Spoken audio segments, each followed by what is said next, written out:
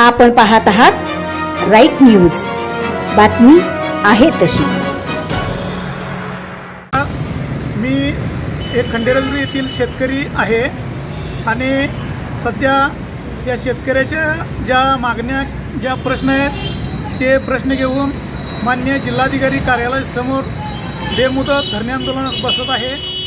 आता सध्या परिस्थिती पाहता अवकाळी पाऊस, वेळोवेळी पडणारा पाऊस, शेतीमालाचे दर नाही आहेत, शेतीमालाला औषध रसायनांचे भरपूर दर वाढले आहेत, त्यातून शेतकऱ्याकडून 18% GST घेतली जाते।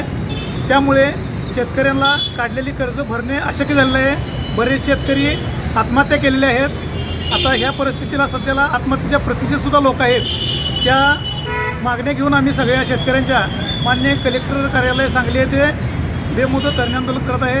ज्या शेतकऱ्यांच्या काही समस्या असतील त्यांनी या आंदोलनास उत्स्फूर्तपणे पाठिंबा द्यावा अशी या माध्यमातून मी सर्व शेतकरी बांधवांना विनंती करतोय। आपण पाहत आहात राईट न्यूज, बातमी आहे तशी।